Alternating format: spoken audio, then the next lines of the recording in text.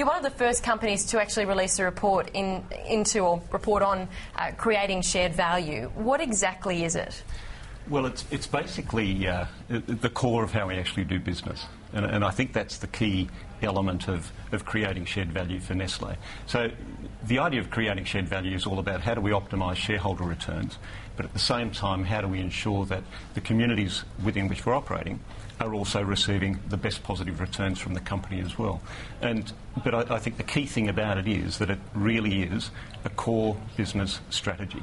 So you're saying this isn't just a PR front for Nestlé or other companies, it actually goes to the core of business. It goes to the core of business, it's part of the business plan, and in focusing on the business plan and using creating shared value philosophies, what it enables us to do is to really focus on the areas where we think we can optimise the value creation. So in our case it's around nutrition, water and rural development. Why is it so distinctly different from current practices of corporate social responsibility? Well, I think as Peter alluded to, it's not something that's added on to the corporate approach. So it's not philanthropy, it's not social responsibility, and it probably goes a bit further than sustainability. The key driver here is that it is actually part of the way we actually do business. Now, Peter, I like my chocolate, and I'd have to say my wife, I think, is a bit of an addict. Excellent. But I'm interested that you are then saying about your products that this is about health, nutrition and wellness.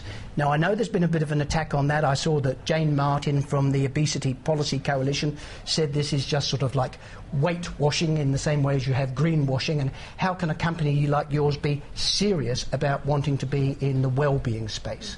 So tell us about that. Well, Nestlé is a much broader company than a chocolate manufacturer. Well, it does coffee as well, I know. And mind you, they're really good coffees, and it's really good chocolate as well. I think one of the things we can do as far as those sorts of products, though, is ensure that consumers are, when they are consuming them, it's part of a balanced diet.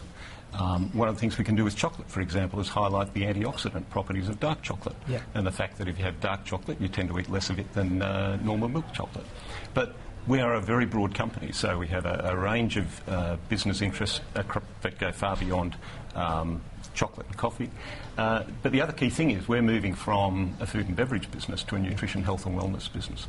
And I think that's the key element of where we are actually going as a company. And that's why it's a key part of your business strategy, I guess. So let me ask you, would you, hand on heart, be willing to stand up at your annual general meeting and say to shareholders, look, we're not just doing this because it is good, but actually it's looking after your interests? Absolutely, and you can say that with hand on heart. And I think we've got a number of really good examples of where we can demonstrate that it is part of the business focus. You talk about chocolate, and if you have a look at cocoa, we've just announced a couple of years ago our cocoa plan. Now that's all about ensuring a sustainable future for the cocoa industry and our chocolate business.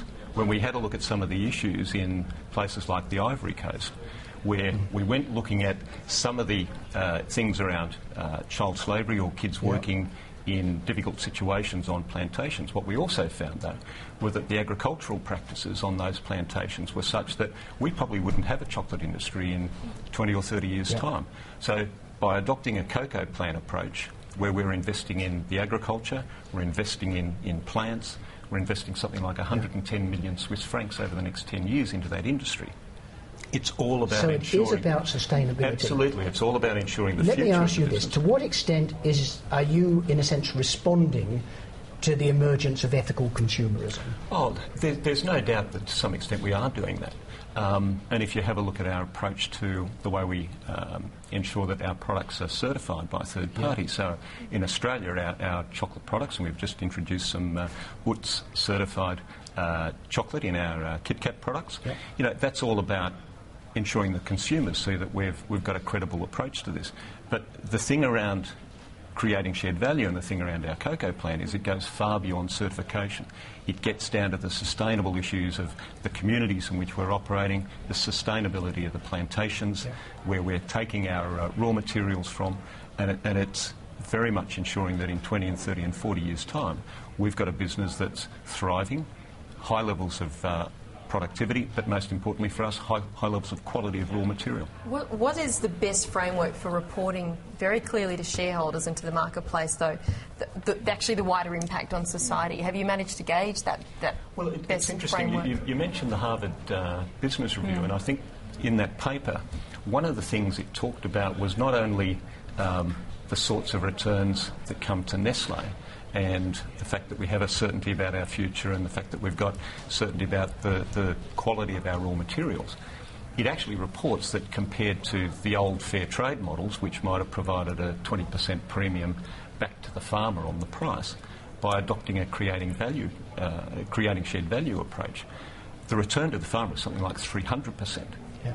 Because the agricultural practices are so much better. The plantations, which are typically around about a hectare, instead of returning something like 300 to 500 kilos of cocoa beans, they're returning 2 tonnes of cocoa beans. So when you look at the impact of that directly on the farmer, the ability of the farmer to then ensure that kids are being educated appropriately, but then all of the other communities around that farm, everything that supports those communities, it means that we've got better health systems, etc., etc. So the whole social impact is far broader than simply the sorts of returns we're providing to farmers. Peter Kelly, thank you so much for joining us on Social Business.